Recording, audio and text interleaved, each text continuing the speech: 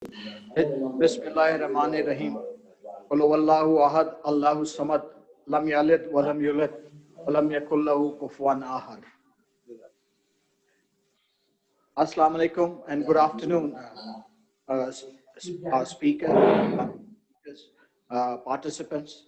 On behalf of Director General, Institute of Strategic Studies, Ambassador Imraz Ahmed Chaudhary, it is my pleasure to welcome you to our webinar today on Pakistan and the UN, a partnership for environmental sustainability. Ladies and gentlemen, as you are aware, Pakistan is one of the most vulnerable countries in terms of being impacted by climate change. The Global Climate Index has placed Pakistan on the 5th spot on the list of countries most vulnerable to climate change in its annual report of 2020. In this regard, Pakistan is taking the right steps in line with the United Nations efforts for the mitigation of climate-related. The transition to green economy is the aim of the incumbent government.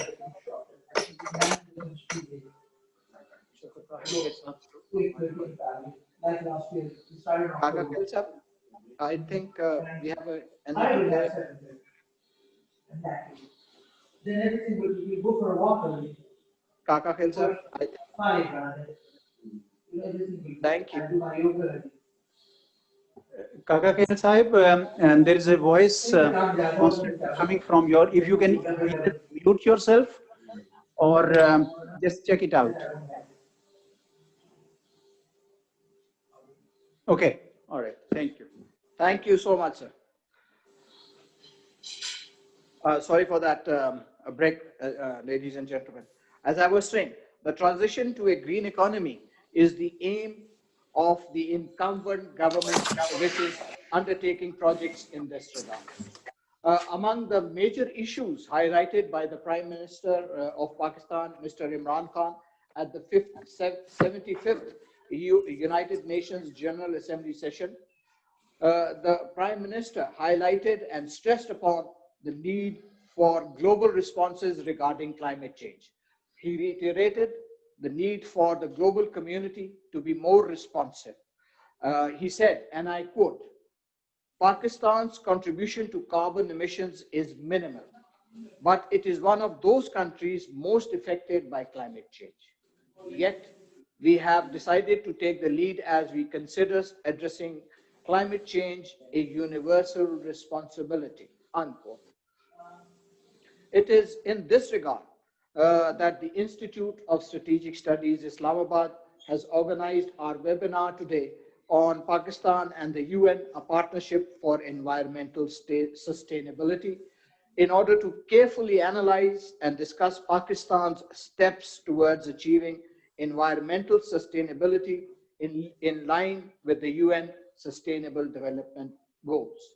Ladies and gentlemen, we have an expert panel of speakers, but before I move and request our speakers, I would invite Director General, Institute of Strategic Studies, Ambassador Imraz Ahmed Chaudhary, for his welcome remarks. Sir. Thank you, Najm. It is indeed a delight for us to see on this panel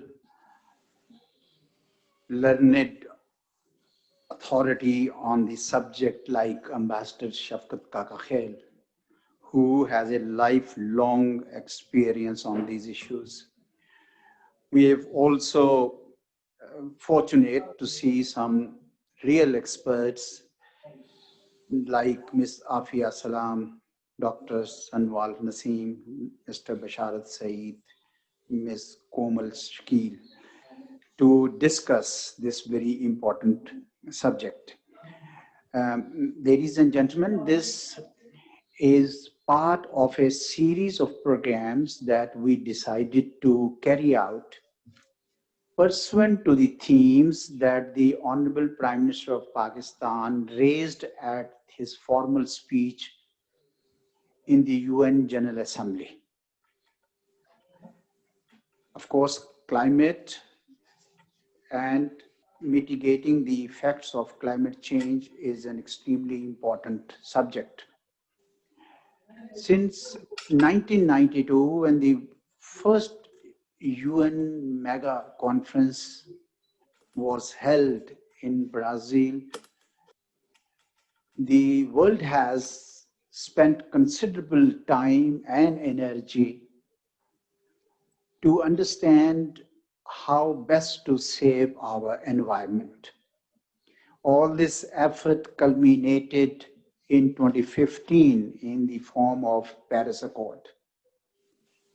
Regrettably, the Trump administration decided to pull out of that, which was a setback. However, the international community remains determined to continue its decades-long work in this domain. For Pakistan, it makes much more sense than many other countries because we are a vulnerable country to climate change and have witnessed in recent years flash floods, earthquakes, and other natural disasters which are or were a consequence of the climate change phenomena. Hence, the emphasis that the Honorable Prime Minister of Pakistan laid down on the environment and called for global action, as Najam pointed out, as a universal responsibility. At home, we can see the priority being laid to measures such as planting billions of trees to preserve our environment. We are fortunate that we have such a good panel that will educate us on the challenges that we are going to face in the recent in the near future, and how Pakistan and United Nations can build a partnership for environmental sustainability. With that, words of welcome, I give the floor back to you, Najam. Thank you, sir. Thank you for setting the course for our discussion today.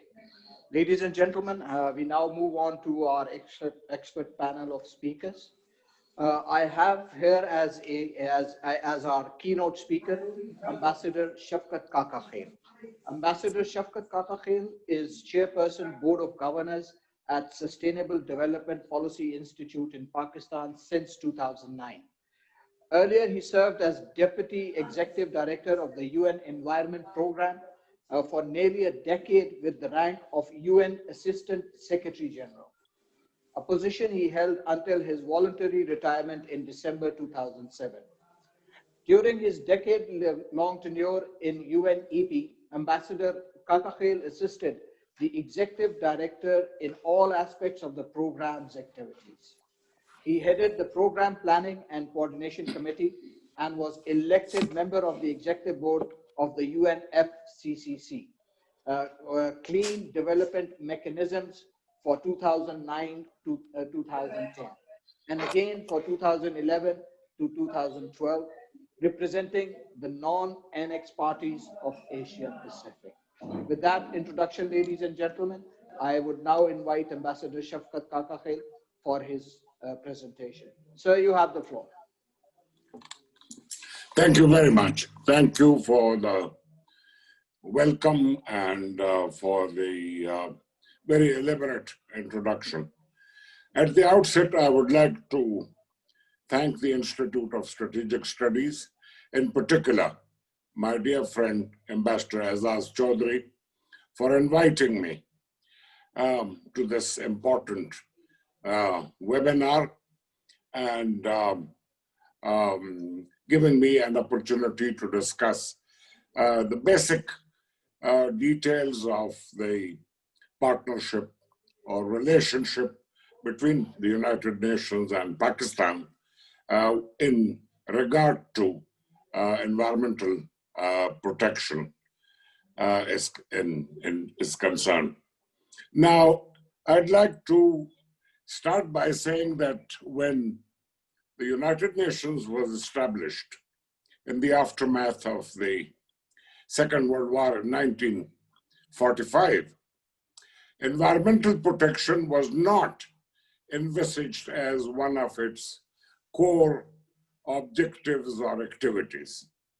If you look at the diligently prepared, drafted Charter of the United Nations, which describes the objectives of the United Nations, the basic structure of the United Nations, and the main activities of the United Nations, you will not see the words environment, environmental protection, environmental sustainability.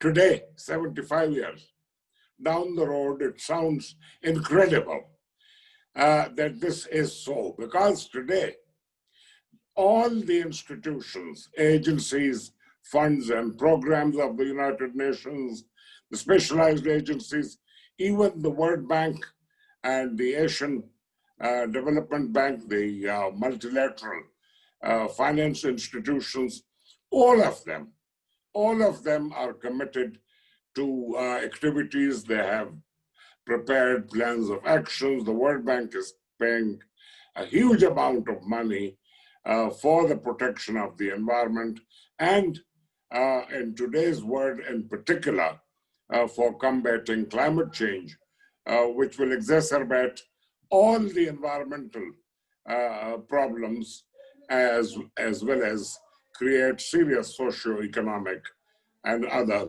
challenges for the international community. The UN's involvement in environmental affairs was triggered by the first United Nations Conference on the Human Environment, which had been proposed by Sweden and approved by the General Assembly and hosted by Sweden in its capital city, Stockholm. The Stockholm Conference was attended by most countries of the world except the socialist countries for entirely unrelated reasons. It came up with a declaration of principles emphasizing the importance of environmental protection and a detailed plan of action on how the international community, the UN and the member states could work together to deal with environmental issues, particularly the two most important objectives of environmental protection. And the first is to prevent life-threatening pollution of the air, water, land, soils, and to ensure that while we use natural resources for producing all kinds of goods, we do not use them so excessively as to cause the extinction of species of plants or trees or fish and other natural resources. These two are the core objectives of environmental sustainability. Now, how does the United Nations deal with environmental protection or environmental sustainability, which is the topic of our webinar this afternoon? In the first instance, the United Nations carries out or commissions scientifically credible assessments of various aspects of the global environment and major environmental issues, such as the ozone layer, climate change, biodiversity, land degradation and desertification, pollution caused by human actions and excessive use of chemicals, waste, including toxic waste, forests, industrial, agricultural, and household chemicals.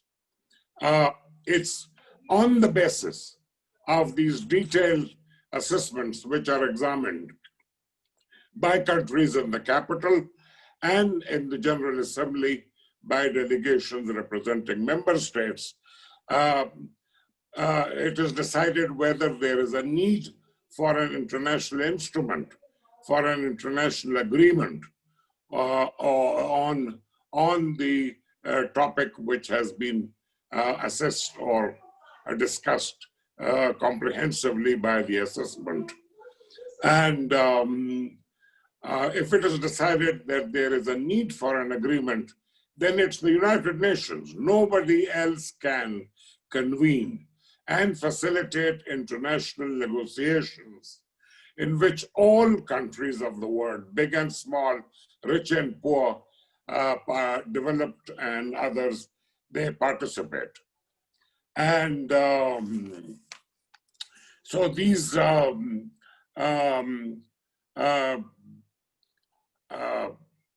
decisions, particularly the important negotiations, are decided upon in the Sustainable Development Summits.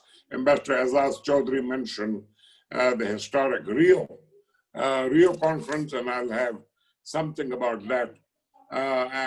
We had another conference in Johannesburg in 2002, called Rio Plus 10, and Rio Plus 20 again in Rio in 2012. Then there are also the other major serial conferences of the UN, which also discuss the environmental dimension of whatever issue, whether it's population, whether it's social development, whether it is women's affairs.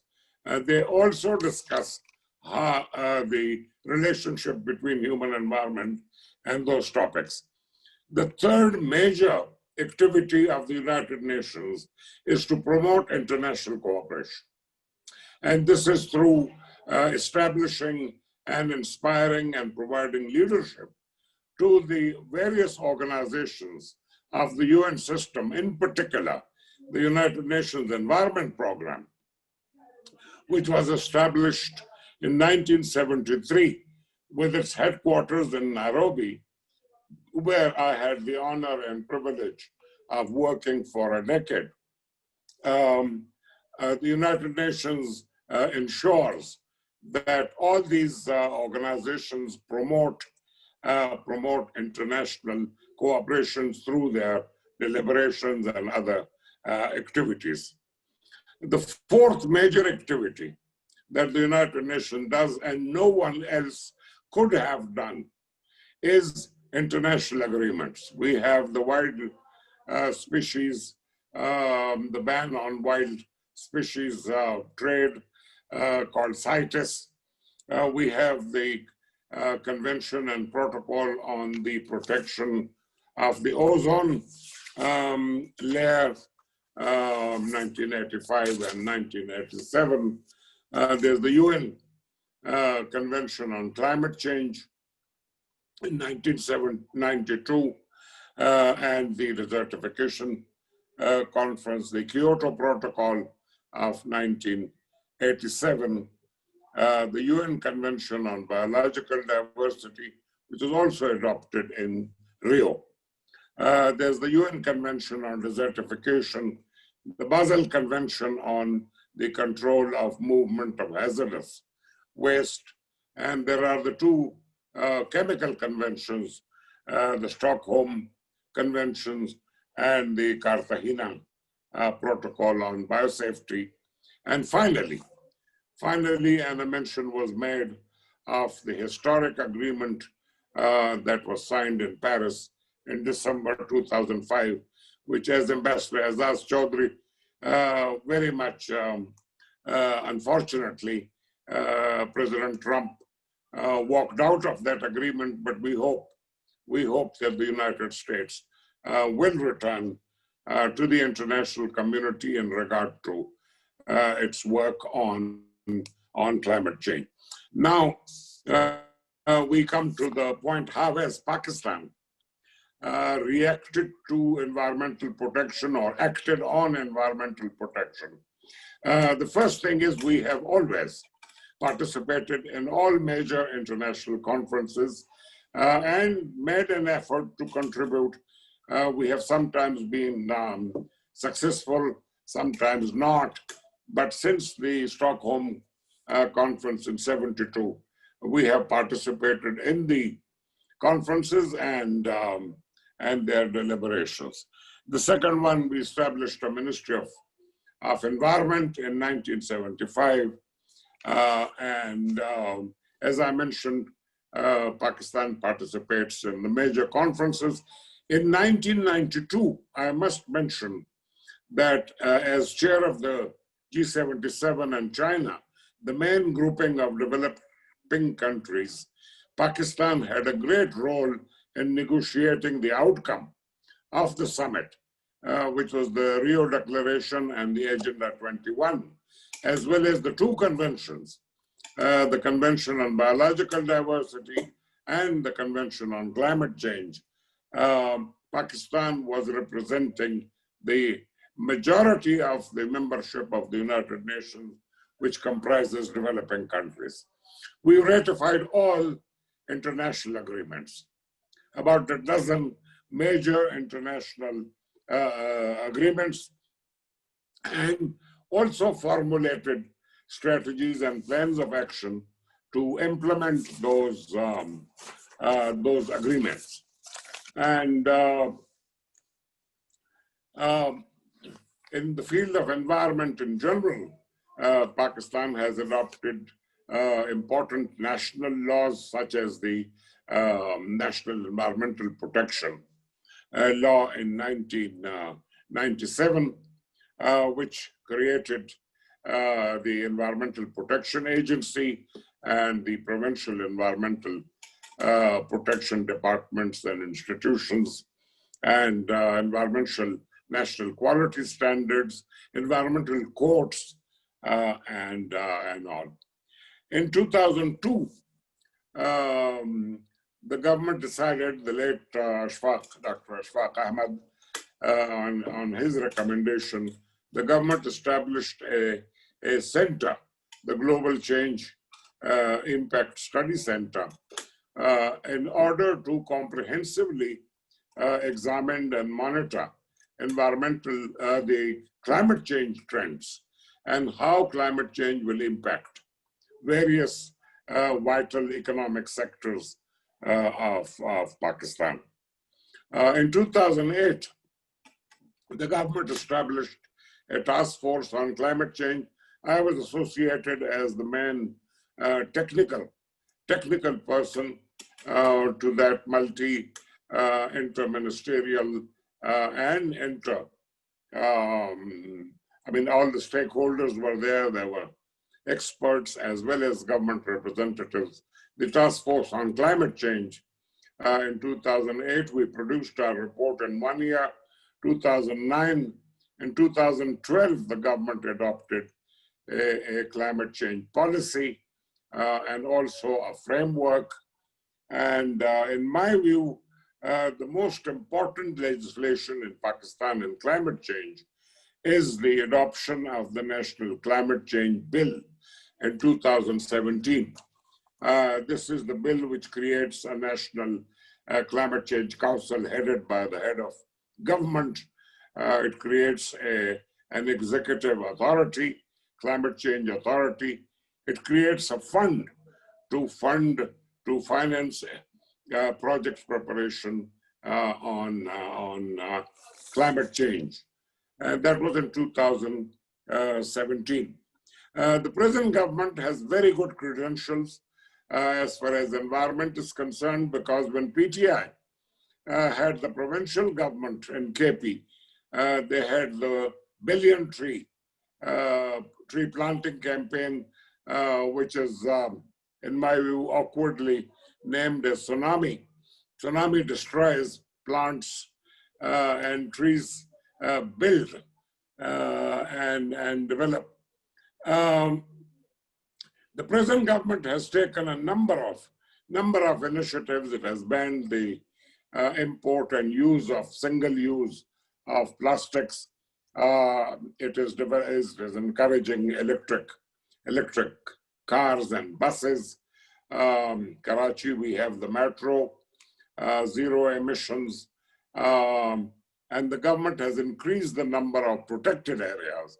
These are areas like national parks where you cannot do any human activity, because inevitably any human activity, whether it's development of minerals or anything, affects the forests. So the government has taken all these steps. Then in addition to this, we have landmark policies like the new renewable sources of energy, the new policy, which will we hope ensure that by 2030, 30% of the total energy stock of the country is green, is clean, comes from the renewable sources, and which will be a major step towards the global effort to prevent the worst calamities of climate change. So these are basically, we also have a national water resources policy, which was adopted just before the previous government left. So, and we have a food security policy, which also has activities that impinge on environment and natural resources. So this is basically overall the main activities that Pakistan has undertaken. My recommendation, I would mention the most important thing, and that is, in Pakistan, we have national policies on climate change, on biodiversity, on biosafety, on desertification, and lately, as I mentioned, on renewable energy, on food security, on water resources. But these policies and strategies are not costed. Nobody talks about how much they are going to cost. So what happens, the budgets are prepared in isolation, in splendid isolation from the agreements that the country has painstakingly developed. And the objectives of the agreements, I am afraid, degenerate into unfulfillable wishes and aspirations. So the first thing my request is to the government to examine all the agreements that it has formulated with the help of experts from within and outside Pakistan, and prepare a prioritized list of activities duly costed so that we know exactly what is envisaged, how will the money come from where. And basically the other is the coordination. Coordination among agencies of the federal government and the provincial government. And we, of course, need the operationalization of the Climate Change Act, which is extremely important. So I would like to once again thank you all for listening to me. And if there are any points that I can discuss, I would be delighted to do that. Thank you. Thank you, Ambassador Shafkat Kakakil, for that very comprehensive presentation.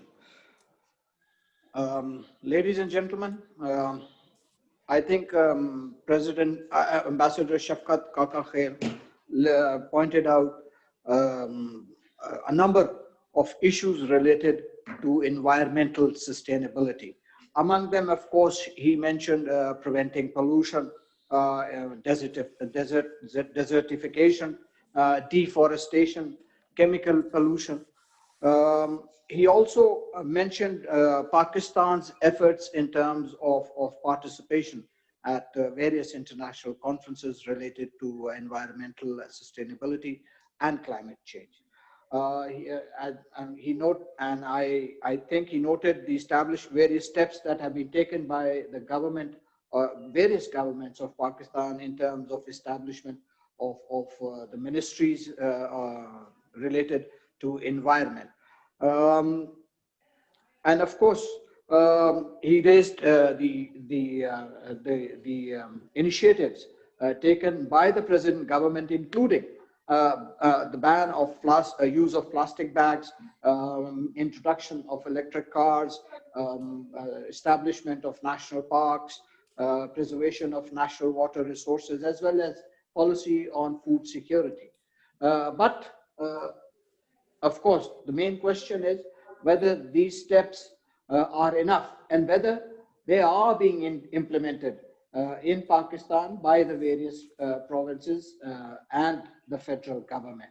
Uh, in that regard, I have a panel of four experts who would be commenting on the subject of the webinar.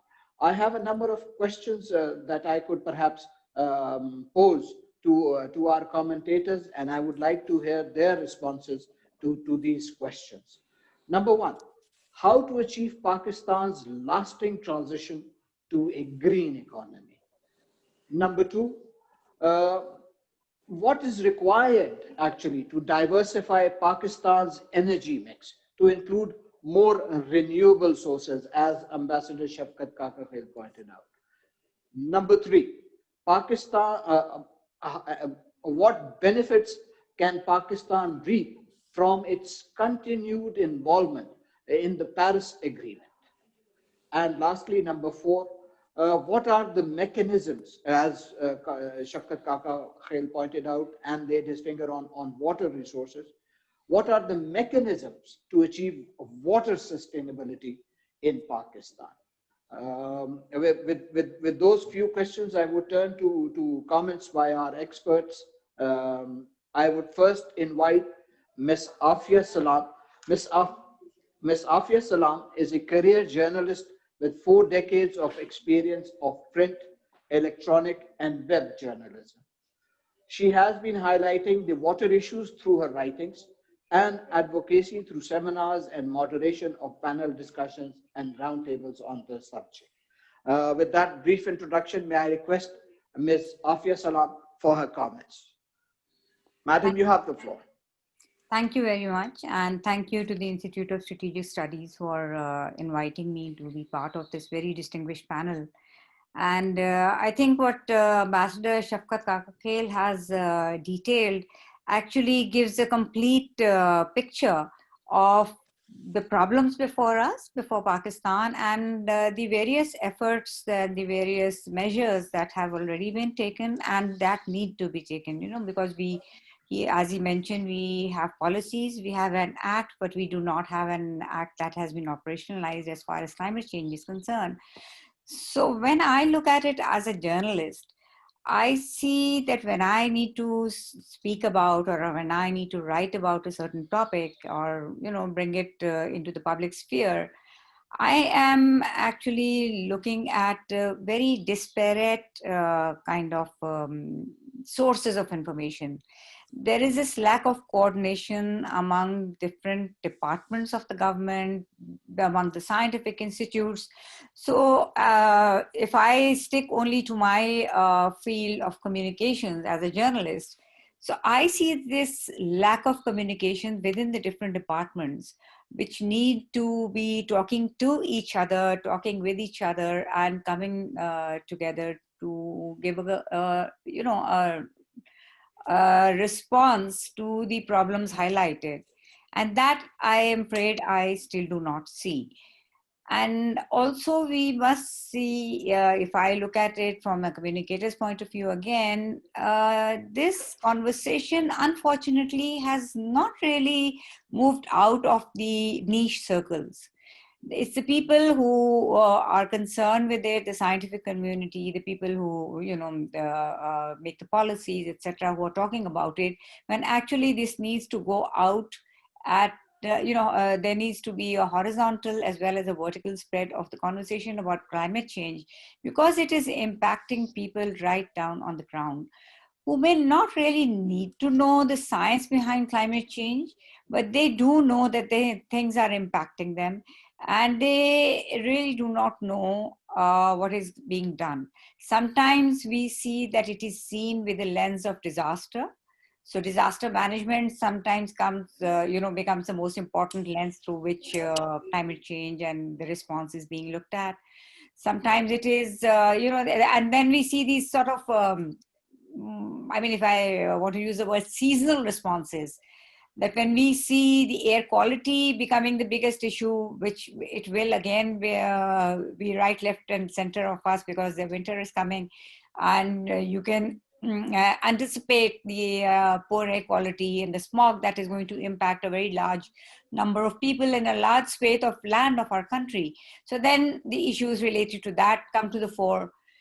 Water is something that we need to be talking about all the time, but that again also is not a conversation that is happening on a holistic level. So we may talk about water as far as resources are concerned. We do not talk about the integrated management of water resources.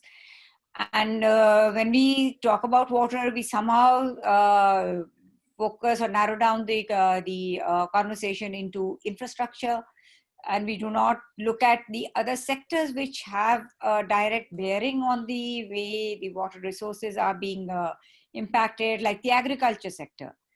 So the rapid urbanization and the economic migration, as well as the displacement of a large number of communities due to the management, or rather the mismanagement of water resources, which are triggering climate migration.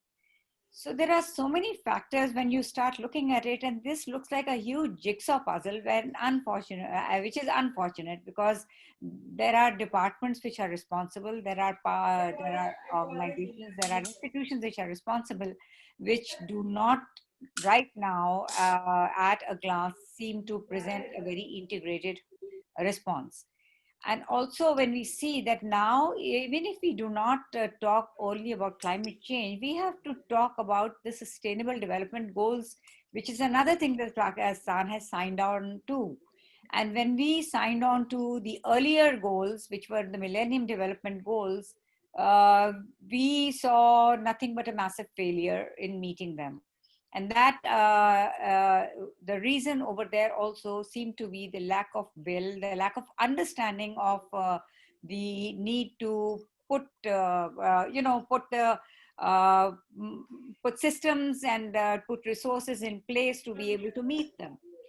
And the graph of sustainable development goals right now is also a source of worry, because except for the goal of climate change, which Pakistan says that we have already done whatever needed to be done, and we are 10 years, before time, we have met all those goals. So we may have, checked all the boxes, but we cannot predict the future, which may bring in things that may, roll back certain things.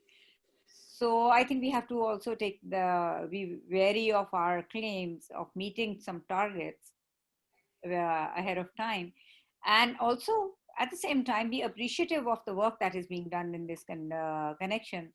And I'm grateful to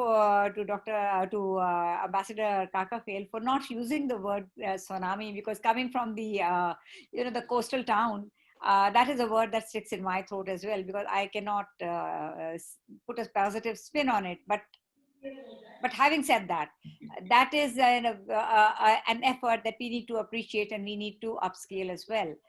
And that has shown that it has the ability to be a response mechanism to a crisis.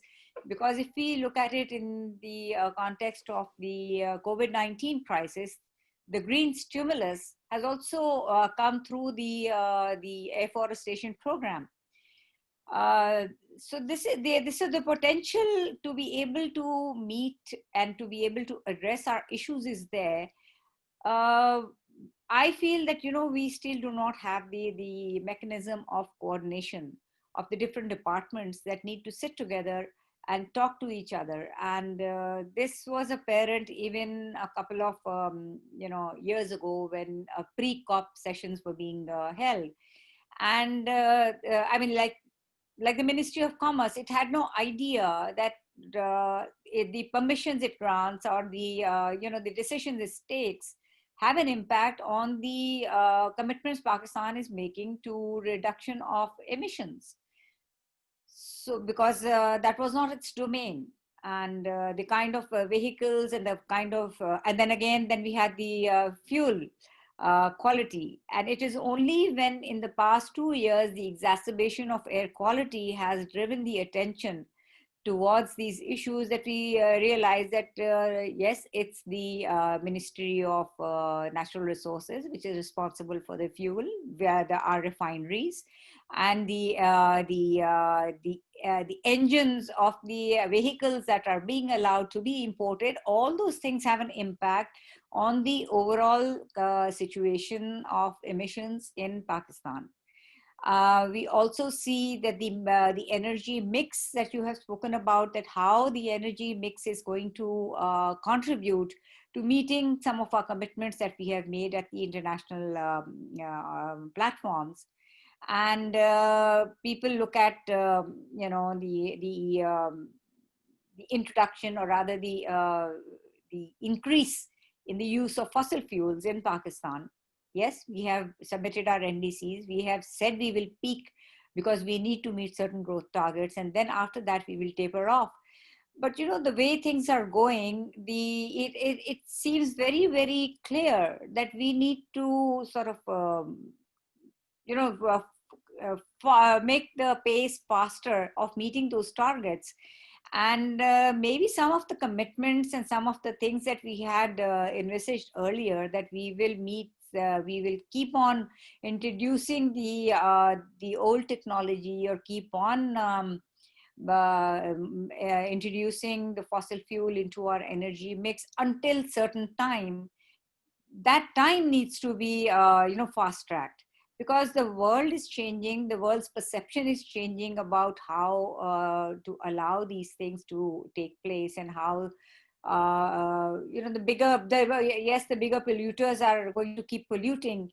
But countries like us, I think our worry more is to how to deal with the fallout, and where are we going to generate the resources, and are there resources which are already allocated being used judiciously, and are they transparent enough? So these words may be intangible, but the effect is very, very direct on the quality of life of the people who are being impacted. And if I give the very recent example down south in the country of the impact of the rains, and the urban flooding that Karachi and Hyderabad experienced, as If well I as can other request rural Ms. areas. Afia, if you could wind up, please. Yes, I will.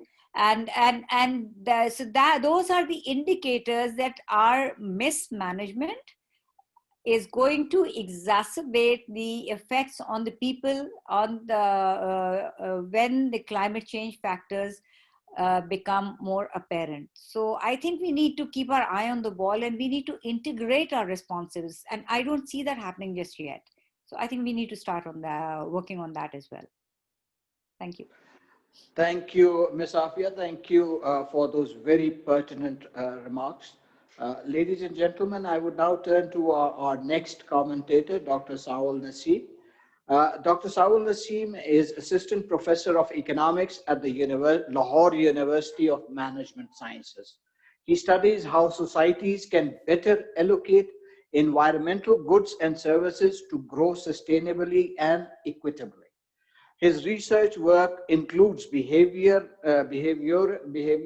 experiments on air pollution forecasts and information-based pollution mitigation interventions, as well as optimal control modeling of water resources and cost-benefit analysis of clean technology adoption. Dr. Saul, you have the floor. Thank you, Najim Saab. Happy to be here. So I'm going to just keep my comments brief. And I'm trained as an environmental economist, so I'm going to wear my economist hat here because I see things from a very particular kind of lens. So Ambassador Kakhil, at some point in his speech, mentioned something very important, which is this distinction between climate change and environmental issues. Though we can lump these two things under a larger umbrella of sustainability, but the tools that are required to kind of tackle each problem are probably similar. But these are distinctly different problems. The climate change is a distinctly a greenhouse gas related issue, and local environmental problems are far more sort of, in Pakistan pretty egregious these days, but also they're very localized and have to do with sort of particular problems in those given localities. So this is essentially, if you think about something like air pollution in Lahore, that is PM 2.5 emissions or particulate matter emissions within the confines of Lahore, for example, right? But greenhouse gas emissions are a far more global problem. These could be, emissions in China and India or the United States, which is one of the largest sort of emitters of GHGs in the world. And that adds to sort of, this aggregation of global emissions has a overall effect on countries across the world. I'm not going to focus, I'm just going to keep since I have a lot to say on climate change, but because our time's limited, I'm just going to speak briefly on more localized problems that we face, particularly in Lahore, because I have I have some experience working in the city and in the province. So if you take up the two issues of air pollution in the city and groundwater management, for example, I mean, there's a lot of common ground there. So on air pollution, I mean, we've had ridiculously high levels of particulate matter in our air since, for a while now, but this problem took on great strength post 2016. And this usually happens in the winter seasons, starting late October. And so then, October comes, we end up in this soup of really terrible air. And then, people make a noise and there's a fuss, and then things dissipate in the summer. And lo and behold, next year in October, we're back to square one. The thing is, in the last 4 or 5 years, we've learned a lot in terms of what are the sources of particulate matter. We've also sort of now understand, I mean, if you look at the literature and the kind of policies that countries across the world have adopted, we have very reasonable tools and policy tools to actually counter dangerous levels of air pollution. But the fact is that in these 4 or 5 years, since this problem became egregious, we have not necessarily been implementing these policies. So the sources, the top source of pollution levels in Lahore, for example, are vehicular emissions, right? And it's not just sort of newer vehicles, it's predominantly sort of older vehicles that won't pass smog checks anywhere else. They've got old technologies. If you think about transportation vehicles, for example, or commercial vehicles, we don't, in Pakistan, transporters don't necessarily adopt latest or use latest vehicles. They're using sort of secondhand vehicles or old vehicles. You can picture those trucks that run on the GT road and then come into the cities, etc. Right? Now, if vehicular emissions is part of the problem, then countering vehicular emissions is pretty straightforward, right? I mean, we have the policy tools for that. You can have regular smog checks. You can have, slowly phase out through sort of government interventions. You can slowly phase, or market interventions, actually. You can slowly phase out old cars in the city. These programs in the US, for example, and elsewhere, they're called cash for clunkers, where you subsidize people who adopt better technologies and you subsidize them by buying off clunkers or these old cars from people who basically are driving these really polluting vehicles, right? So so we have examples, successful examples of cash for, programs like cash for clunkers, where people have been able to substitute their older vehicles for newer vehicles and sort of reduce the impact on air quality.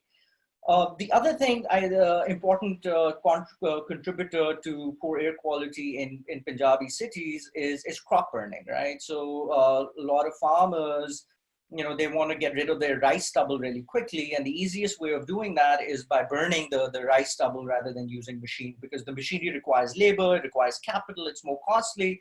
So a cheap way of getting rid of rice stubble is just by burning it. And the response of the government to that is, for a while, it was a very lackluster response, but last year they decided they're going to ban crop burning at certain points of the year, right? But banning crop burning is as a policy measure is fine, but the government doesn't really have the capacity to enforce that. So I've been working with the Environmental Protection Department in Punjab for a number of years now, and it's woefully understaffed, barely has any capacity. This is, and mind you, this department, so since the 18th Amendment, environmental protection has become a provincial issue. So every province has to mandate its own quality standards for air, for water, etc., and then has to utilize its own resources to then enforce those standards, right? But the bulk of the development work in Punjab is done by the P&D department. It's a very powerful department, as a matter of fact. But if you look at Punjab's budget, there's barely any funds that are devoted to the EPD, the Environmental Protection Department. So they don't have that capacity to now go and survey, these large swaths of agricultural land and start sort of fining people. Even if there's a ban, I mean, those punishments are it's just impossible for these guys to really implement those. But then there are ways around that. This is where departments can link up with each other. There's a role for like the motorway police or police in cities and rural areas to really keep an eye out for crop burning. There's and beyond just banning and sort of putting farmers in jail or fining them. I mean, they can't afford the fine, so you probably end up putting them in jail. The government can think about investing in informational interventions, and we've seen when it comes to sort of health dilemmas or education problems in the province, we've had successful examples of information-based interventions. But you have to start somewhere. I mean, just placing bans at the end of the year, every year, without any reasonable impacts is just sort of demonstrating that these policies that have been adopted in the past are just really futile. Just jumping onto water management is sort of linked to this issue of air pollution in some ways as well, because air quality is what we call a common pool resource. And similarly, the way water is treated in Pakistan is also a common pool resource. There are no sort of except for surface water, where user rights are defined, and that those rights are defined per acre of land. When it comes to groundwater, as long as you have the resources to invest in a tube well, that water belongs to you, right? And this is what Nestle did essentially in Sheikhupura, right? They installed this big bottling plant, extracted the water, barely paying anything for that water, cleaning that water up and then selling it back to the people. The water actually belongs, does the water, I mean, we have to ask ourselves, who does that water really belong to? Does that belong to the state? Does that belong to the people of Sheikhupura? Groundwater in Punjab, I'm sitting in my office in Lums. Does the water underneath this campus belong to the university, or does it belong to me and my colleagues here and the students, etc.? Who shares that resource? Those things haven't necessarily been defined in law or in policy. Now, when that happens, then, basic economic theory demonstrates that common pool resources get abused. And the way to counter that is to actually create markets for these things. People who are using the resource should be paying for the right to actually access that resource. If they're generating some kind of value, if they're generating some sort of benefit from using that resource, they should pay for it. That's also one of the reasons, plus poor agricultural policy, subsidies for sugarcane, but it's also, you can think of this free access to groundwater and woefully low charges for surface water as an implicit subsidy for certain kinds of water guzzling crops. If sugarcane farmers aren't paying for the resource, sugarcane uses a lot of water. And the fact is that this is a valuable input that they get for practically no cost. So they're not internalizing that cost of using that resources for that, internalizing that resource, and end up cultivating unsustainable amounts of sugarcane. And the same case with basmati rice. Right? There's basmati rice. So we have to go back to the drawing board. Punjab has done that to some extent. They have this new water policy that came out last year, but it still hasn't been implemented. It has to be ratified by the parliament, etc. But it's still in that kind of phase.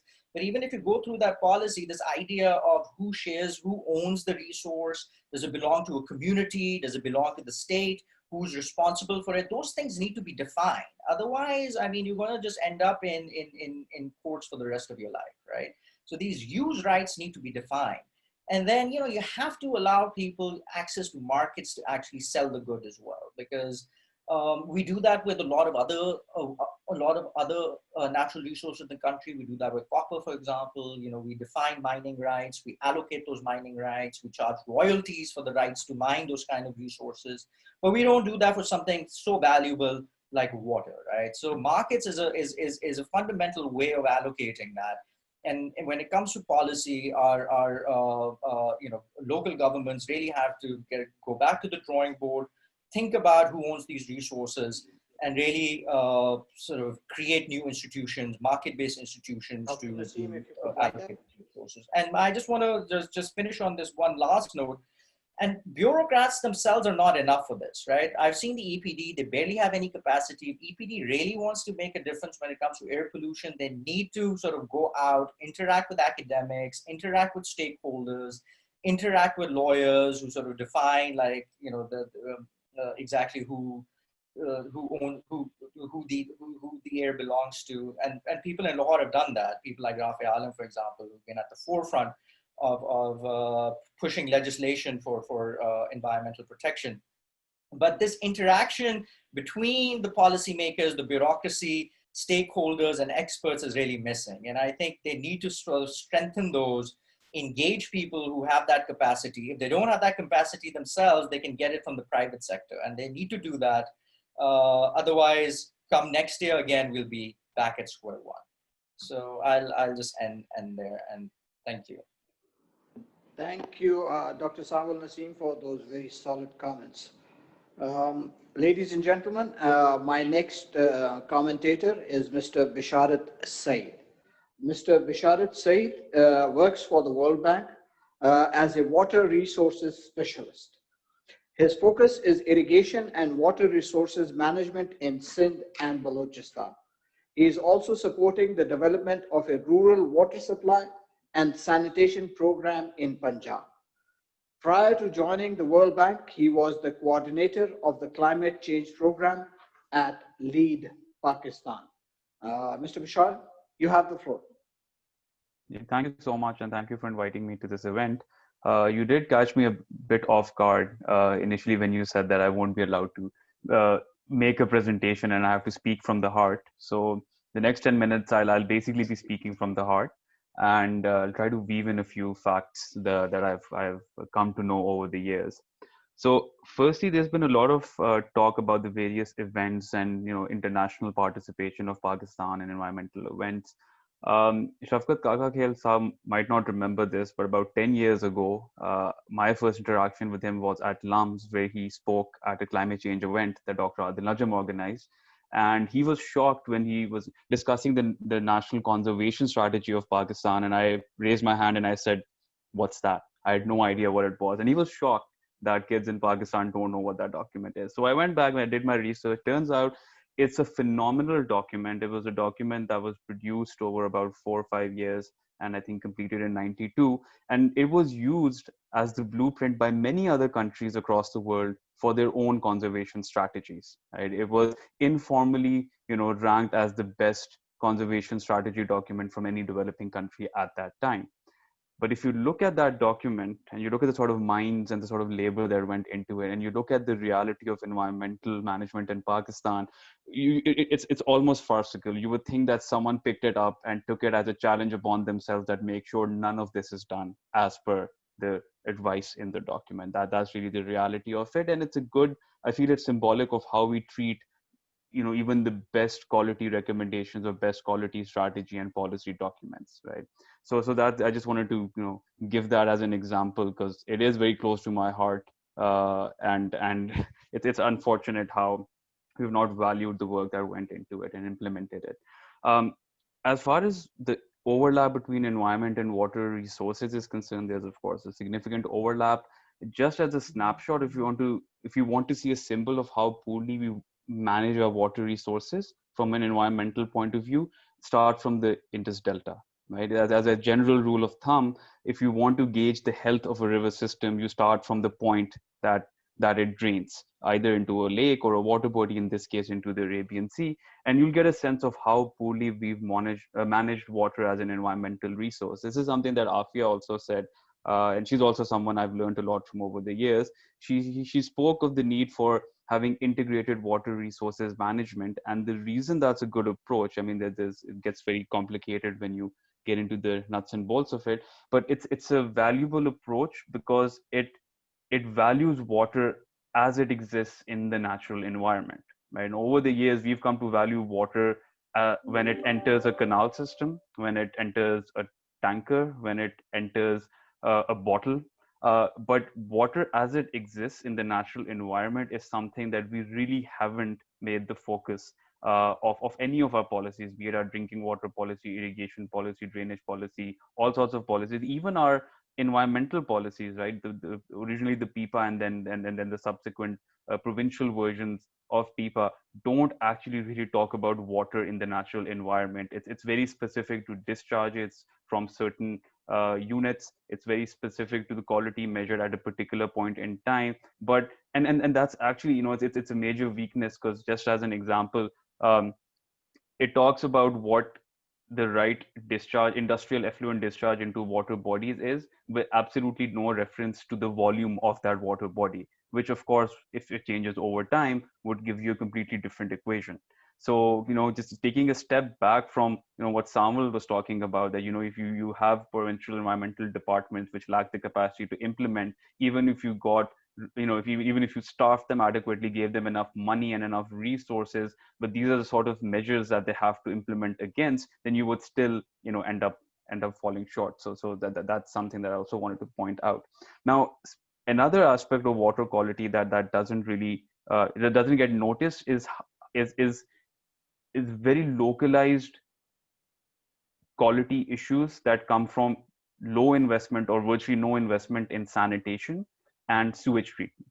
And it's an issue everywhere, but in rural spaces, it's gone completely unnoticed. And this is a good example of why collaborating and coordinating information is important, because a major driver of the issues we face now are actually what were successes on the Millennium Development Goal indicators for sanitation. So we wanted to end open defecation, and so we installed, toilets, pit latrines across the country and reduced open defecation. But what we ended up doing was, firstly, because it wasn't equipped with pipe drainage, most of them weren't pore flush toilets. It was just simple dry pit latrines with no engineered septic tanks joined to them.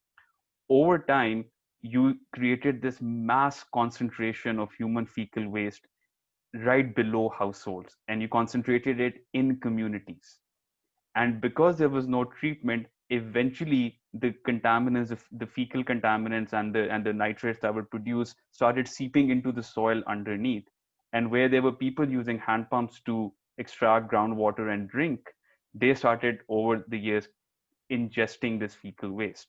And that, for an entire generation of infants in Punjab and Sindh, has completely destroyed their intestine villi, which is what we use to absorb nutrients from food, and has contributed, or I would say driven, the high rates of child stunting we see in those provinces, right? So if you think about it, this actually came from what was a well-intentioned, well-meaning, and well-implemented attempt to end open defecation, but without adequate knowledge or without adequate foresight and inadequate coordination with relevant departments who could, if they had done this together, would have come up with a more lasting solution or lasting alternative and a more environmentally sustainable alternative to open defecation. And it's one of the saddest stories to come from rural Punjab and Sindh, as far as I'm concerned. The other big issue when it comes to environmental sustainability is it has to do with irrigation and drainage, and drainage more so because we don't tend to really focus on that. So if irrigation and drainage are siblings, then drainage is the middle child, or it's the stepchild. And you see this across Sindh, where if you look at the master plans, they were obviously designed with both water withdrawal from the barrages and then supply through the canal system, coupled with a drainage project. And so whenever there was lack of funds and they were running over time, projects were about to close, tenures were about to end, they would conveniently ignore the drainage part of it. And we see that manifest itself in the major waterlogging and salinity issues we see across the country, but more so in Sindh. That's where the focus of my work is. So I'm more familiar with the problem there. Right. The other thing, and this again is I'm just going to give an example from my experience of something that all the other speakers have spoken about, coordinating across boundaries and across jurisdictions. And in water resource management, that is absolutely crucial. I said earlier that we've stopped valuing, or we stopped looking at water as it exists in the natural environment. Well, the natural confines or the natural home is the basin. Right. So the first level of planning and coordination has to be at the basin level, right? So the Indus Basin, for example, is pretty big. It's shared by multiple countries, and then within Pakistan by multiple provinces. So you can have reasonably, you can have you could reasonably cut out sub basins or watersheds within it, which makes sense, for which a certain water balance makes sense, for which a certain amount of water accounting is possible. And when I say possible, I mean that it's good enough to actually feed into decision making or policy making. You can't do that at district levels or tehsil levels or provincial levels. So that's something. And we have IRSA is supposed to be kind of like the custodian of the Indus Basin in Pakistan, but they've over time, they've done their job, which is fairly restrictive. But I believe, and correct me if I'm wrong, I was too young to be there when this happened. But when IRSA was created, the vision was that it would start by, first of all, making sure that the apportionment accord is adhered to, but eventually the vision was that it would be a larger Indus Basin level, coordinating forum, so that we can have meaningful basin level planning done. But I don't think it's any position to perform that or to fulfill that responsibility. So again, you need to look at institutions that exist and where they need to be remodeled or modernized, or maybe replaced. We should have the courage to do it, provided there's sufficient evidence behind it, right? And that's where the issue of political will and disturbing the peace, so to say, comes in. I'm going to end with a few recommendations which might help us use our water resources a bit more sustainably going forward. First of all, it's just understanding what things mean in the world of water resource management which is a science, and to derive the right implications from it for policy making or decision making or program development, right? A very good example is how we use things like water scarcity and water stress. It's very often that people turn to me, they're like, my God, our water scarcity level is less than 1,000 cubic meter per person per capita. Just look at the world and look at countries that have far less than that, and what they're achieving with their agriculture, what they're achieving with their human capital, with drinking water, sanitation. And there are about 32 countries that have less water per capita than Pakistan does, and the average GDP, and even the average GDP coming from things like agriculture and natural resources, is about 10 times that of Pakistan. Right. So one does not necessarily translate into, or one statistic like that does not translate into the sort of things, the sort of conversations we've been having on water resources. That's one thing. The other is to look at irrigation and drainage, and focus on irrigation because that's where the bulk of our fresh water actually goes, right? So and to modernize it, which is not just to say that we need new infrastructure. Yes, there's some remodeling that needs to be done. Let's not forget this system was set up for the sort of cropping intensities which we have, we are well beyond, right? So in Sindh, for example, the average canal command, assumed cropping intensity in the design is about 60 to 70% in Kharif and about 20 to 30% in Rabi. And now the cropping intensity there is about 180 in some years. So these systems weren't designed for this level of agricultural intensity. So we need to focus on that, but that needs to be coupled with a lot of work to increase our agriculture water productivity, right? So the crop per drop conversation that's very fashionable. It happens a lot, but really does it translate into the sort of programs at the agricultural extension and on-farm water management levels that it needs to, right? So we need to rationalize our water resource use and irrigation a lot more, and couple it with credible and well-financed drainage programs. But at the same time, we need to start looking at the numerator of water productivity, which is what we're getting out of it, and that is our agriculture output. And Saul spoke about water-thirsty, low productivity crops. 80% of our freshwater resources every year go to 4 major crops, right? Which are wheat, sugarcane, cotton, rice. For cotton, I guess you can make a good case given its export value, but we could also be doing a lot of value addition along that supply chain or that value chain. But for other crops, we could be producing the same amount, enough to guarantee our food security, with virtually half the amount of water. And those savings, those conservations, it comes from a conservation ethic, which I think is a generational project. Can't happen through a presentation or through a conference. And you start from kids who are at that age where you can make sure instill a conservation ethic in them. But there's a game of giving incentives and coupling it with some penalties where appropriate to get people to move towards higher water productivity agriculture. So that's the second thing. And I'll just come back and mention the need to invest in wastewater treatment and sanitation again, because it is about water resources, of course, but it's a much bigger public health problem. I mean, you can invest billions in giving kids or adolescents nutritious food, but if they've been exposed to fecal contamination in water and their environment at a young age, and their intestines are no longer able to absorb the nutrients, the most nutritious bar in the world will actually not have the cognitive and physical developmental impact that you would want it to. So please prioritize investments in safe sanitation and wastewater treatment, followed by modernization of irrigation and drainage, and work from the delta upwards if you want to actually do something for the environment. I'll end on this note. If you ask me, and this is obviously just me as a person, I would say you design the entire plan for the Indus Basin to achieve just one thing, and that's sustainable environmental flows to the delta. Because in Pakistan, we have enough of a water endowment to make that happen without having to compromise the welfare of people upstream. We can do it reasonably well, and we can do it while ensuring a reasonable amount of economic growth and social development upstream as well. So yes, please just reorient your focus and don't look upwards in the mountains for everything. Start from the delta and move your way upwards. That's the most environmentally sustainable way to look at it. Thank you. Thank you, Bisharat sir. The problem about speaking from the heart is that we have so much to say that we tend to forget about the time limit. But thank you. Ladies and gentlemen, my final commentator is Ms. Komal Shakil.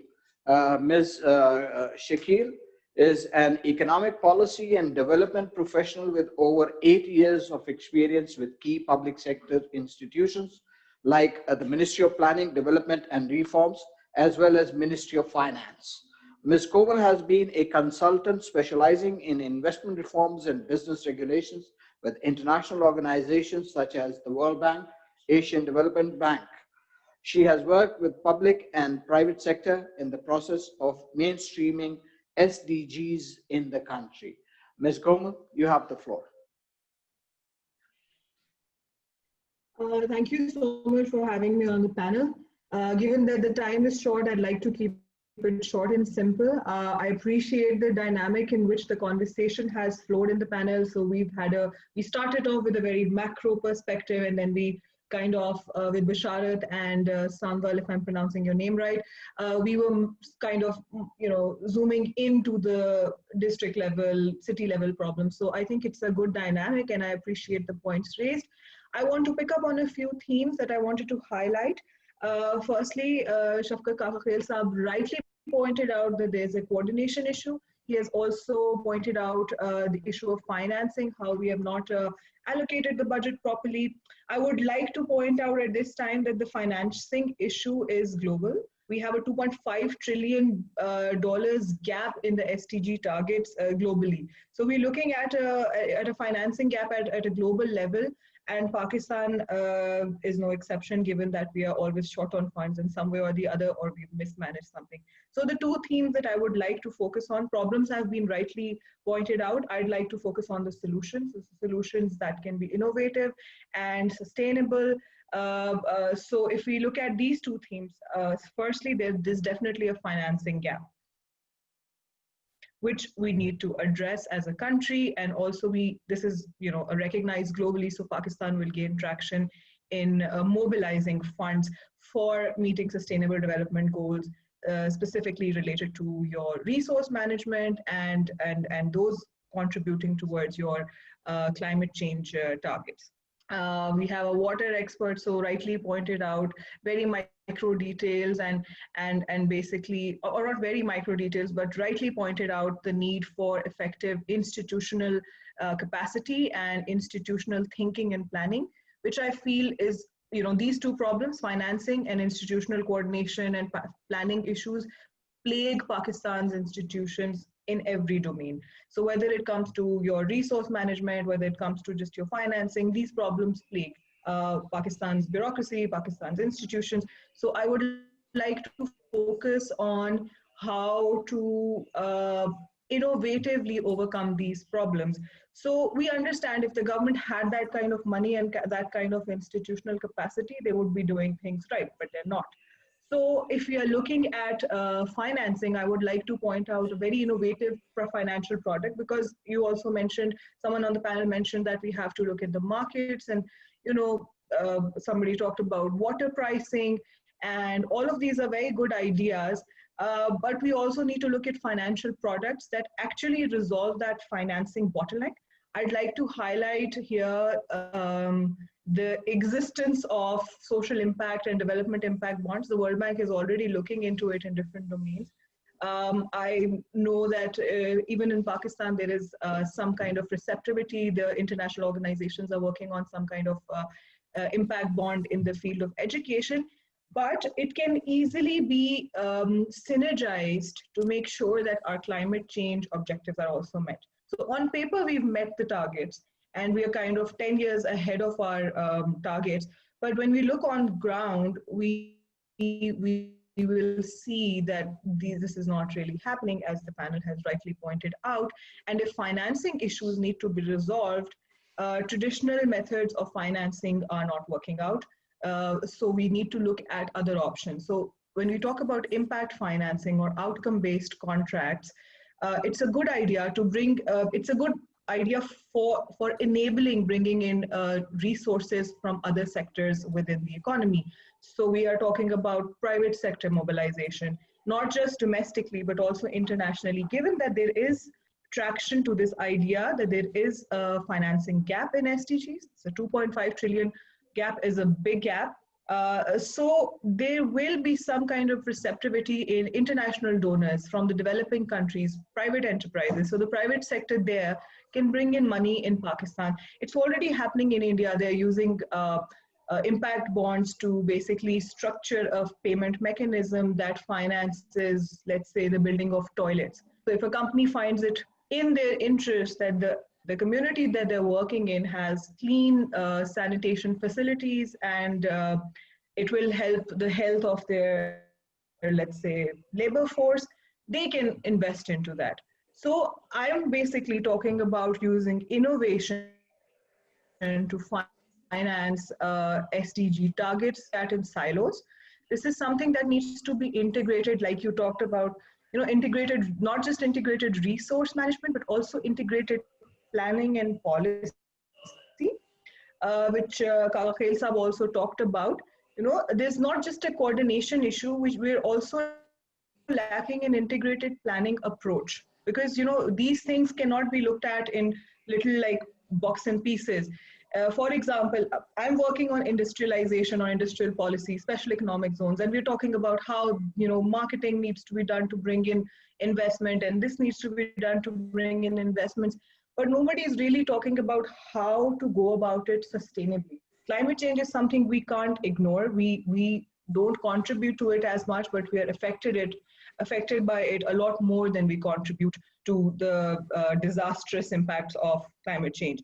So if we are looking into this as a long-term sustainable thing, we need to do it right now. So if we are looking into industrialization, we need to make sure that the planning of our zones, the planning of our cities, the planning of our supply chains takes into account the climate aspect of things. So if we are, let's say, building a special economic zone, is this going to harm the local flora and fauna? And if yes, how do we safeguard against it? If we are looking at the health of our laborer community or communities in general, which will also provide labor to special economic zones, what are we how are we looking at it in the long run? If we are looking at, for example, there's this Mohmand Marble City, it's a special economic zone in KP. So we all know that marble and its refining and selling it and bringing it to the last final product involves processes that will harm the environment and affluent waste and all of those things. So I'm just talking about constantly being able to zoom in and zoom out when we are looking at policy making for climate change and coordination between departments and ministries. Obviously, easier said than done. That is something we need to do in the long run, but with innovative financing such as the impact bond, then government can divert its resources to institutional strengthening and this planning and thinking and coordination. So primarily what I'm saying is there are two problems, and financing and coordination or planning, and they can be solved simultaneously by bringing in innovative financing, which will then kind of trickle down to better ways to achieve your climate goals. So I could have said a lot more, but I'm trying to just kind of quickly put it in a nutshell.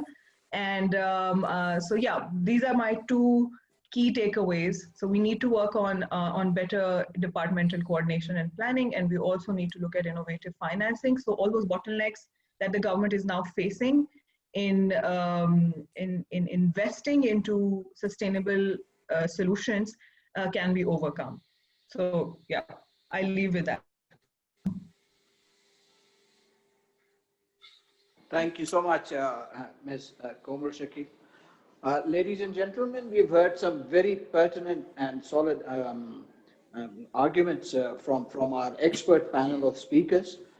We now move on to our question and answer sessions. We are open for your questions and comments. You can send us your questions and your comments in our chat box, and I will put them up for you to our speakers. Meanwhile, the Director General, Ambassador Azaz Ahmed Chaudhry, had a couple of questions for our panel, but he had to rush out for a very important meeting. But he's asked me to put up these questions on his behalf to our panel of speakers. And here's one for Dr. Samuel Nassim. Dr. Nassim, the question is smog that rules Punjab plains in the winters a permanent phenomenon? How can we fix the capacity issue and lack of financial resources? How can private sector help in this? That's not one question, that's three questions for you, Dr. Samuel Nassim. Okay, so I'll see if I can tackle all of them fairly quickly. Well, for a while, it wasn't a persistent problem in Punjab, right? So this is, you have to think about how sort of growth in the last decade or 20 years the significant amount of urbanization in the cities. Our cities have expanded. So the growth in the cities, for example, Lahore has gone through a fundamental change in the last few years. But the sort of planning that's required to really align with this kind of growth and urbanization, that planning wasn't really rigorous enough, right? So you know, just creating a large network of highways and roads connecting suburbia with with your city centers. That's sort of a development model from the 60s, and you know, now we know we need to sort of move away from that. You have to build smarter cities. They should be accessible to the public. They should be walkable. Should be pedestrian friendly. And you know, that's food for thought. When you know, there's a lot of other cities and towns within Punjab that are slowly growing, and if we don't manage them well, we're going to end up with sort of the problems that Lahore's had, right? So with this massive growth in cities, this urbanization, plus sort of this, you know, high rates of population growth. I mean, ours is still, at one point Pakistan did well in sort of controlling our population rates, but in the last few years we've started lagging behind, and now we're over 220 million, right? So this, I mean, so, and so these things all contribute to sort of resource degradation, and pollution is one aspect of that. So now it is, so it wasn't a perennial problem before, but now it has become a perennial problem. And the point is, how do we go about, I mean, solutions, it's not, you know, I can't sort of go through, you know, one size fits all kind of solution in a 1 hour webinar here. I mean, this is a very complex problem. It's got several dimensions. I mentioned transportation is one, vehicular emissions is one, then you have industrial emissions, right? Steel factories, steel re-rolling factories, tanneries, textiles. These are some of the big polluted factories in Punjab. But managing their emissions is not an easy task. Like I said, EPD doesn't have that capacity. It has roughly 700 inspectors who have to go and sort of inspect these factories. They don't do that regularly or do spot checks. It's usually through complaints that they go and then measure emissions. And then, you know, these things end up in courts for years because, you know, the kind of emission, the kind of readings that they get, the kind of measurements that they get contested in courts. And so there's never really a resolution. So one way of getting around that is to sort of think about new kinds of real-time technologies, which the government found You're a lot of communists. You have to be a communist to read Karl Marx? You bet.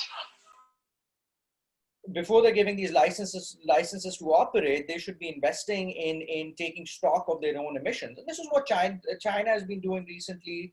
I mean, if you want to see one example of like significant improvements, I mean, we just have to look at our neighbor to the north or northwest and really see how they've managed to really bring down particulate matter emissions in their cities.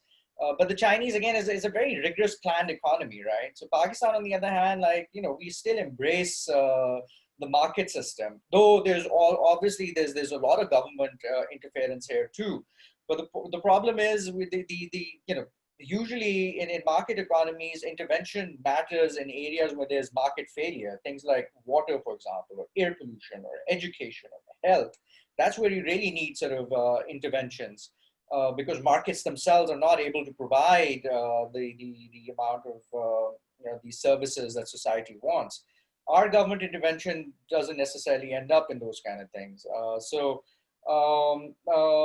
Generating finances, again, you can rely on the private sector. If you do create markets for things like tradable permits for air pollution or water rights, you know, you let the private, the regulator's job is to create those permits, to create those permissions, and provide that institutional infrastructure to allow people to trade those rights. And this has been, like, India is experimenting this in Gujarat. The Chinese have adopted this very successfully. Some of the sub-Saharan African countries are sort of shifting towards that. I think we talk about embracing newer technologies. We also need to start thinking about embracing newer, sophisticated economic policies simultaneously. Thank you so much, Dr. Saul Rasheem. Ambassador Shafkat Kakakil, sir, here's a question for you. Solar energy is such a clean energy, yet we do not see this contributing to the energy mix in a big way in Pakistan. Why?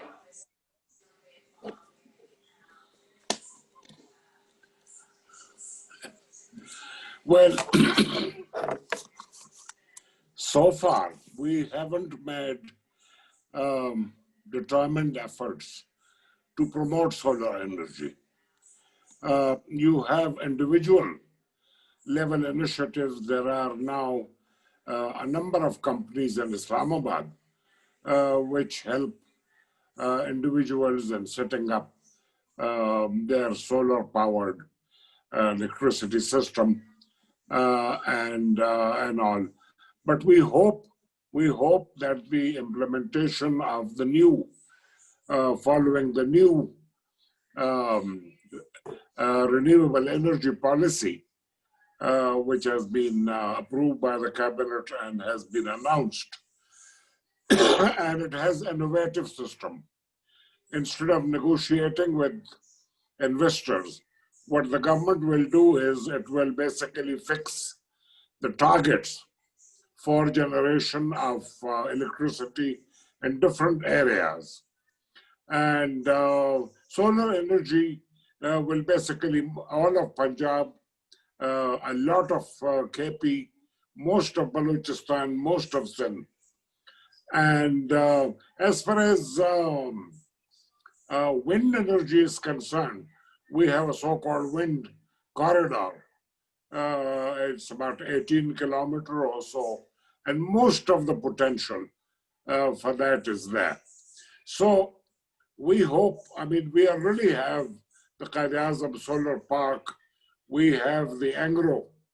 Angro has done two solar energy projects, 50 megawatts. But you know what happened when the first plant came online? There was electricity, but the transmission line did not have the capacity to bear it. So, I mean, there was a lack of coordination between production and transmission. So I see a lot of potential. We have, of course, challenges. I mean, unlike India, which produces panels for solar, produces batteries for solar, as well as the turbines for wind, we don't produce any of these things. So our costs will be considerable. But even then, given the fact that the basic material, which is the panels, I mean, now cost 80% less than they did 10 years ago. I mean, this is a huge difference. In my own village on our farms, we have 3 solar-powered tube wells. I mean, I have problems as an environment person with tube wells, but this is arid land, and the cost was about 12 lakhs per tube well, and they're working beautifully. We installed them 3 years ago. So solar has a lot of potential. Of course, there should be incentives. The plan, there is the smart meter arrangements, which means that if you are not using your own solar generated electricity, you can sell it to the grid. But it's not working.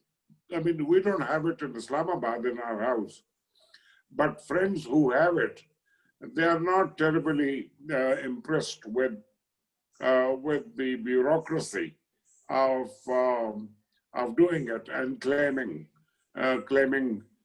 compensation for what they have supplied to the national grid. So I would strongly, I mean, I say that there is a lot of potential, and of course, there will be need for incentive.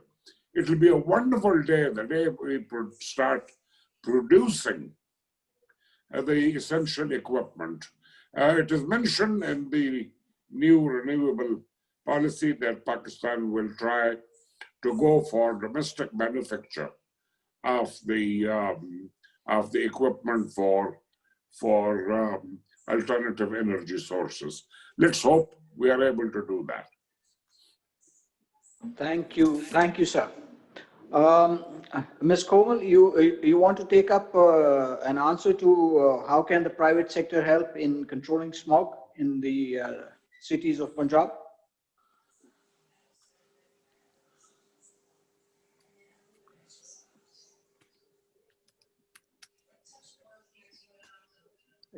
Is Ms. Komal with us? Can you hear us? No. Okay, moving on. There's a question for Mr. Bisharat Saeed. For Mr. Bisharat Saeed, the question is, the nature gives us plenty of water during monsoons. Why is it that we cannot tap and collect this enormous water and use it during dry seasons? Is it a policy issue or a capacity issue or both? Mr. Bishar? Thank you for that question. Firstly, I think the short answer is that that we already do that. Our main reservoirs serve that very purpose, to capture excess flows during the monsoon months, because it's not just excess monsoon rainfall, but also snow and ice melt from the glacial regions that we get. And so the Tirbela, Mangla, Chashma, and a smattering of smaller reservoirs actually help to store that water, and then they release it as per their operations for irrigation during the Rabi seasons, for the winter seasons. Having said that, this is a very, and again, I'm glad you said that I should speak from the heart, because this is a very complicated issue, because not all water needs to be captured for it to have value for your society, economy, and especially your environment, right? So whenever you capture water upstream, you're necessarily depriving people downstream of that water. And not all water that flows through the rivers and into the sea is water that is wasted, which is another, rather frustrating thing that people in our national discourse on water, you'll find them saying that at the highest forums. If anything, on average, they say that about 30 billion cubic meter is released into the Indus Delta downstream of Kotri Barrage. But these are like almost decadal averages. There are many years and there are many months where not a single drop will actually reach the lowest reaches of our basin. And a delta deprived of water for months, sometimes multiple years, parts of it will never recover from it. So one, I would say that to answer your question, we already do practice that, where we capture excess monsoon flows and then release them at the various points for irrigation purposes during the winter. The way to do it more efficiently would be to actually look at our agricultural practices and to look at how we apply that irrigation water as it flows down the system, right? In other words, to use it more judiciously at the farm level, to make sure that inefficiencies in conveyance, which we suffer as on account of poor infrastructure maintenance and poor operations and maintenance of the irrigation departments, that can also help free up a lot of water.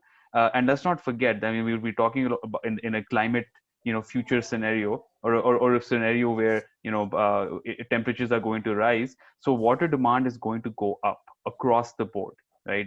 Agriculture will still remain the highest source of demand for water, but industry and domestic water, industrial water, they will keep applying pressure. And so at some point, we need to be able to conserve water in the biggest sectors to be able to satisfy the needs that are coming up in the next 20 to 30 years for other equally vital sectors. The good news is that we have enough and a reliable enough water endowment to be able to do that. Like, I can't stress this enough. There are countries that are actually water scarce to the point that they have to opt for expensive solutions like, desalinating seawater, or are deeply mining their groundwater resource in a way that is environmentally destructive. Our combined surface and groundwater resources are, if you do very simple sort of analysis of what we have and what we need it for, it should match very easily, but it doesn't, because those who are responsible for making that connection, those who are responsible for managing the resource and for governing it, that is where the bulk of the inefficiency lies. So I don't think there's a major capacity issue in an infrastructure sense when it comes to saving excess water and releasing it when we need it. But we need to look at our dam operations, we need to look at our barrage operations, and we need to look at other sources of storage, such as our aquifer and smaller check dams at different areas in the basin. Oh, so I'll stop. I'm sorry, there's some background noise, so I got distracted, but I think I said the bulk of what I wanted to. Thank you. Thank you so much, Bishara. Ms. Afia Salam, I think you want to give an example of energy and solar energy potential. Yes, that's right. Madam, you have the floor. The potential of an intervention and the success of an intervention to have a trickle-down effect of positivity in other sectors. I volunteer with a small development sector organization which has put up solar grids in villages. Now, of course, the purpose is to provide them electricity, and there are social benefits and there are economic benefits, because obviously the daylight hours right now are how they were functioning. So the students are able to work and help their families in the daytime and study, and the women are now able to generate income because they have the extra time due to the solar energy. But what is interesting is that I'll just give you one example, because we go frequently to those villages to monitor. And we saw 4 new houses coming up. And we asked now, I mean, this is very strange, because generally you see the men folk going to the bigger city of Karachi to earn money, because there's very little cash economy within the rural system. And we found out that those people said that in Karachi, they have to suffer load shedding for 12 hours. And now they have 24-hour access to energy within their small village. So they've come back over there. So you see this pattern of release of pressure on the bigger city, which is barely able to breathe, which is barely able to cope with its, with the population pressure and the migration, the economic migration to it. So if you provide solutions at source to people, and energy is a very big requirement for people, so there are these benefits also which start to fall in place. So I just wanted to quote that one example, that they now are able to get water, they have electricity, the students are able to study, the women are able to generate income. So there are so many benefits just by putting up a small solar grid in a village. And we must remember, most of Pakistan is off grid. So we have to look at those kind of solutions as well. The wheel is turning. I think everybody would now be rushing back to the villages rather than moving to the urban centers. Thank you so much. Ms. Komal Shaki, I believe you wanted to answer a question on how can private sector help in terms of controlling smog in Punjab. Komal, yes, you have the floor. I was rushing through my part of what I had to say, but now that the questions are coming up, and Afia Saiba has also very nicely given an example which can easily be, such a model can easily be scaled up using something called an outcome-based contract. So I'd just like to share my screen if you allow me, and I can share just like a little diagram of what an outcome-based contract looked like for an education project in India. So what an outcome-based project contract or a social impact or development impact bond looks like is that it allows private sector players, large private sector players from whichever part of the world, to pool in their resources and their expertise, as well, as whatever contacts that they can bring in to help such a project like you pointed out. For example, if we want to mainstream or scale up solar grids in villages, and we don't have the right kind of funding, or the state cannot, redirect their existing funding to a project which does not benefit people at a larger level, but this is a very micro level project. So what can be done is, using an impact bond, you can bring in financing, not just from the Pakistani private sector, but also from abroad, people who are working in the energy sector in, let's say, France or or other countries, or the UK or the US. And you can bring those, not just the technical expertise, but also their financial sector organizations that can then start investing. So for example, if, can I now share my screen? Yes. Let me just enlarge it. Can you now share see it? it? Yeah. Yes. So No, we can't so see. Komal, we can't see what you share. No, we can't. Just hold on. Just a second. Let me enable screen sharing. Yes. Can you now see? We are waiting for it. Yes, we can. Okay, I'm just gonna focus on this little diagram. So let's say this is a development impact bond. So a development impact bond is where the government is not the main player. So I'm just gonna read out what the key, let's say, stakeholders would be. So there's a service provider. In this case, for example, let's say we want to upscale the grid, the solar panels or the solar grid in a village. Whoever is basically designing those and installing them in those villages would be the service providers, who will ensure that the maintenance is kept up and people know how to use it. And an outcome funder would be someone basically who reimburses the investor. An investor can be any private sector organization. In this case, UBS, there's a bank called UBS that stepped in as an investor, and then sometimes you can have a consortium on investors. So for example, let's say 5 banks in Pakistan decide that they want to finance solar panels in villages of Sindh or Punjab, and then they can form a consortium and then they can become investors, and the government or any other organization such as the World Bank or the ADB can become an outcome funder. So what they can do is so once the project is successful and it is making money, or it has achieved its outcomes, the outcome funder can then reimburse the investor. If the project is not successful, the investor does not get any money. So basically the investor is taking on the risk of the project, which let's say the government is not willing to, or the government cannot take that risk. So having an outcome funder and an investor enables the spreading of certain risks.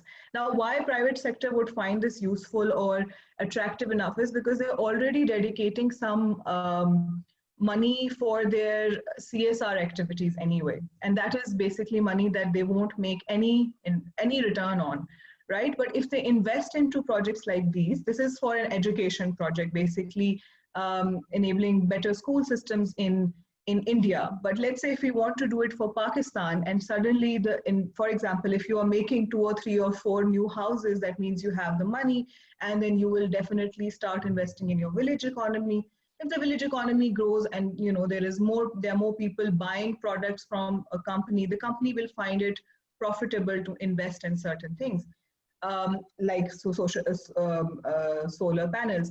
So basically, this is a structure in which you are ensuring that the project is also successful, because you have something called a performance manager. In this case, Dalberg, this is a very boutique firm that works in education, and they make sure that at every step of the project, you are meeting the outcome. So they ensure somewhat the success of the project. So this provides a unique structure for something which is not traditionally considered lucrative as a financial opportunity or investment opportunity. This makes it lucrative and is also a win-win for governments, because that means that their projects which normally fail would now be successful. I'm gonna stop sharing the screen. Anyway, so I wanted to just discuss this as an innovative financial structure, which can be used in something that for now mainstream financial markets or government is not finding very profitable. But those people or those corporations who are going to do some kind of CSR, 50%, it's still better than zero. So basically, what I wanted to discuss in this in terms of answering the question about how to mobilize financing from the private sector. This is something that moves beyond just your typical policy landscape. And it kinds of offers innovation and allows those tools that the panelists have rightly mentioned to be experimented with and then also scaled up. So yeah, that's what I wanted to add in. I hope that's answering the question asked by one of the participants, I think. Thank you. Thank you so much, Komal. Ladies and gentlemen, I have a lot of other questions, but we are running out of time, and I would like to wind up because we have another commitment coming up at the Institute. My apologies to all of those who have sent us their questions. Perhaps maybe a next time.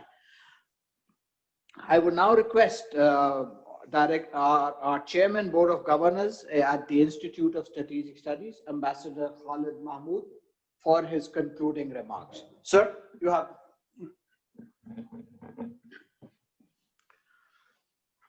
Bismillahirrahmanirrahim. First of all, I want to express my great happiness at attending this webinar on an issue of seminal importance and critical to the future of planet Earth and the living organisms inhabiting it. From what we have heard today, the importance of the issue is evident, self-evident, because our life is daily impacted by record heat waves, droughts, floods, storms, rising sea level, erratic monsoons, glacier melting, and so on, And in fact, climate change is no longer just a threat multiplier, but it has become the direct cause of security threat, It is resulting in social instability, leading to internal and trans-regional displacements. And as we know, climate refugees is an addition to the international lexicon.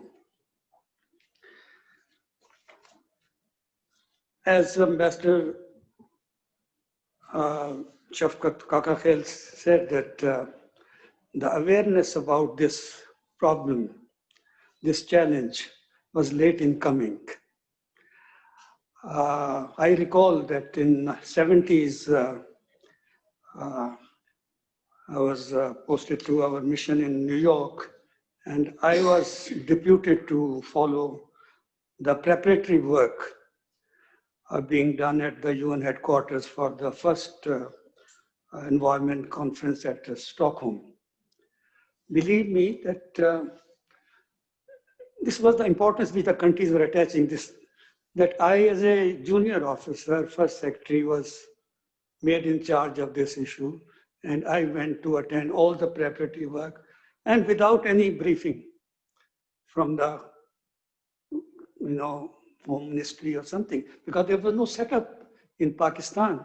These ministries, were established later on. But I think we have traveled a lot since then. Now there is growing awareness, at least, about this challenge. And so much so that civil society has also got involved. Not only that awareness has increased, but also some practical steps have been taken in the normative field. In other words, some conventions, some agreements have been agreed upon universally, and also steps have been taken at the mitigation and adaptation to face this challenge. And the latest, of course, is the Paris Paris Accords. At the national level, we have heard a lot, what is the situation and how the government is giving it increasingly greater importance, but still there are some challenges. And so I will not go into it, but just want to really point out that this 18th Amendment has compounded the problem because it is now a provincial subject, and one wonders how various provinces of Pakistan are equipped to deal with this issue of climate change. So many proposals have been made, recommendations very eminently. They are all very good proposals. I would like to add one or two more. One is that the issue of common and differentiated responsibility. The international community is, of course, coming to realize this, that all countries are not responsible for what's happening. It is the developed, richer countries which are responsible for the present state of affairs. And now the developing countries are being asked to also share the cost of meeting this challenge. But it has rightly been stressed by the developing countries, yes, that this is a common responsibility, but differentiated responsibility.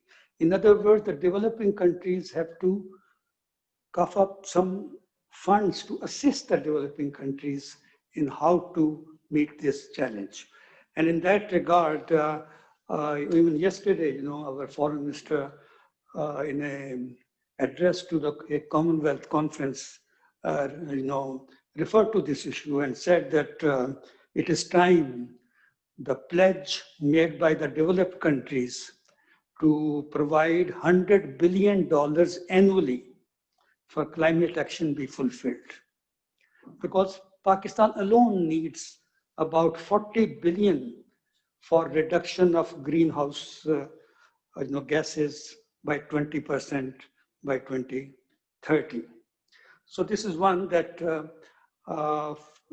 this funding gap has to be somehow met, and here the greater responsibility lies on the developed world. Second is that climate doesn't know any geographical boundaries. So it means there is need for cooperation, collaboration at not only at the national but regional level. And we unfortunately lack that instrument at the moment.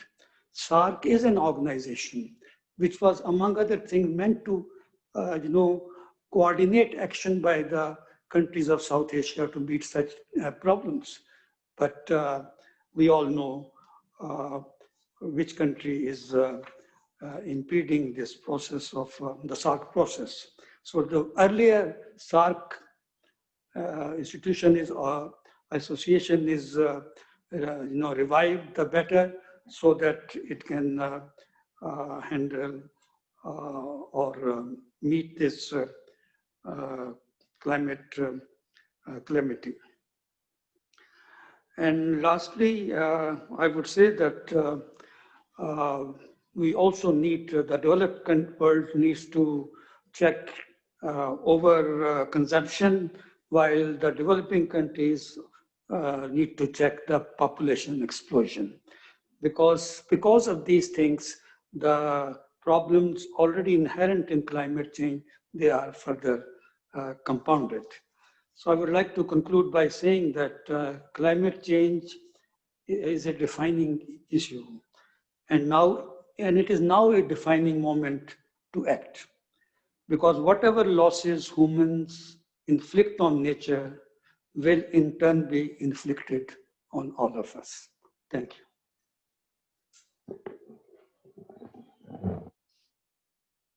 Thank you, sir, for those concluding remarks. Ladies and gentlemen, I don't know about you, but for me, this has been a very interesting webinar. Some very pertinent recommendations and suggestions have been made, and be sure that we will be putting them up to the right institutions and personalities here in Islamabad. My final takeaway from this particular webinar has been that in terms of Pakistan, while we have the various institutions in place and policies in place, the problem lies in their implementation, as well as capacity, along with the financial problems facing Pakistan. What is required in terms of the experts here with us today is a better coordination and planning. With that, ladies and gentlemen, we come to the end of our webinar today. I would like to take this opportunity to thank all our experts, including Ambassador Shafkat Kakakhail, Ms. Afia Salam, who got up pretty early in the morning to join us for this webinar, Dr. Saul Rasheem, Mr. Bisharat Saeed, and Ms. Komal Shakil. And I would also like to thank all our participants for being here with us today for this webinar.